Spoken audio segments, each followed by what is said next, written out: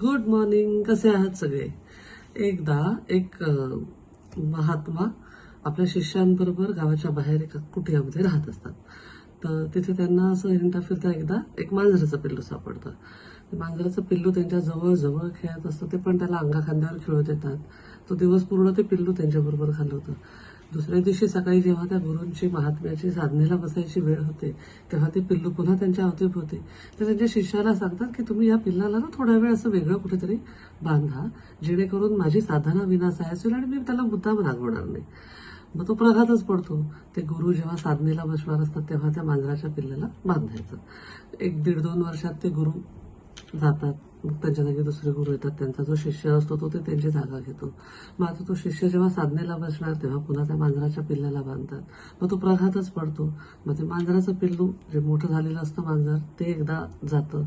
मग आता पुन्हा ते गुरु जेव्हा बसणार तर पहिले मांजराचं पिल्लू पाहिजे. मग मांजर आणून बांधतात. मग त्यांची साधना सुरू होते. असं करत करत किती मांजराची पिल्लं येतात आणि किती गुरु येतात. आपण पण आपल्या लाईफमध्ये असे अंधश्रद्धेचे मांजर पाळून ठेवले आहेत का? खूपदा हे जे रिच्युअल्स किंवा आपण हे जे करतो ना, जेव्हा आपण म्हणतो ना when the why is clear how is easy, हे सगळं का करायचं ह्याचा आपण कधी शोध घ्यायचा प्रयत्न केला का? खूप गोष्टी आपण अंधश्रद्धेपोटी किंवा सगळे करत आले म्हणून करतात.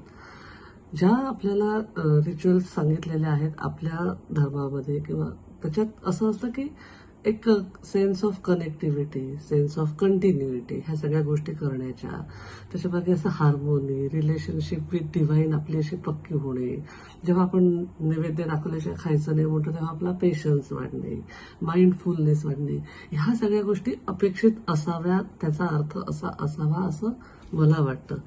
खूप गोष्टी आपण फक्त मोठ्यांनी सांगितल्या म्हणून करतो. मे बी त्याच्यात आता थोडं काळानुरूप चेंज करूनही आपण त्या फॉलो करू शकतो. फक्त ते का कशासाठी करायचं आहे कळलं की मग ते करणं सोपं जातं. अशी नाही अशी पद्धत, अशी नाही अशी पद्धत, मूळ त्याचा गाभ्याला धक्का न लावता ज्या काय गोष्टी आपण करत असू त्या अंधश्रद्धेच्या नावाखाली नाही तर जर का त्या स्ट्रॉंगली बिलीव्ह करून आपण करायला लागलो त्याच्यात आपल्याला एक खूप साऱ्या अशा छोट्या छोट्या गोष्टीतनं आपल्या आजी लोक, आई लोक सांगायचे, मग ते तसं फॉलो करायचे. आपण त्यांना ते बघायचो. आता काय की बघायला कोणी नाही, आपण कोणाकडे बघणार? म्हणजे असं एक जनरेशन आधीचे लोक आपल्यासोबत आता नसतातच. त्याच्यामुळे त्यांनी सांगितलेलं करत राहणे, त्याची उत्तर विचारायलाही आपल्याजवळ ते लोक नाही आहेत. मग आपण आपल्या पद्धतीने थोडे नवीन शोध लावून थोडेसे आपण आपली रिलेशनशिप डिव्हाइन सोबत चांगलं कनेक्ट करण्याकरता जर का काही करू शकलो तर विचार करा. Stay blessed. I love you all.